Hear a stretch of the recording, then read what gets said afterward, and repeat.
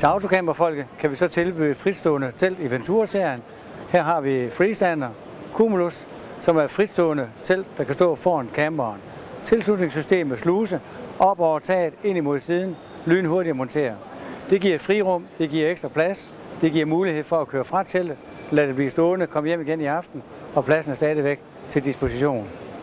Masser af autocamper er monteret med markiser. Det betyder intet for Freestander. Freestander giver frirum, der er lukket af. Freestander kan tåle blæsevejr, og det bliver stående, når det regner og det rusker. Så det er et godt alternativ eller et godt supplement. Selvom du har markise på, kan du sagtens bruge Ventura Freestander. Kunderne, der køber Freestander, er rigtig tilfredse. De nyder den plads, de får, ekstra rum, de muligheder, det giver for at forlade pladsen og komme igen, og det står der. Kom lidt af med det ekstra gods, man har i sin autocamper, få det sat herud, rydde bilen, køre en tur, komme tilbage igen.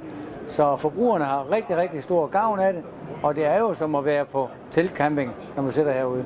Ventura Freestander er belagt polyester, praktiske farver og med gode åbningsmuligheder. Såvel fronter som gavle kan afmonteres, lægges ned som veranda, og som ekstra udstyr kan der også monteres en udbygning.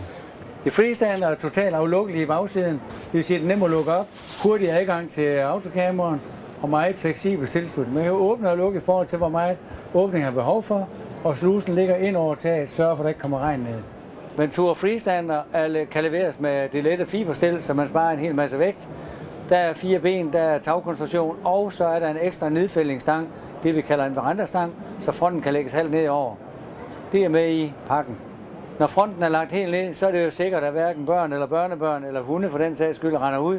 Så kan man lave et lukket område, og man har direkte luft ind udefra, kan nyde naturen.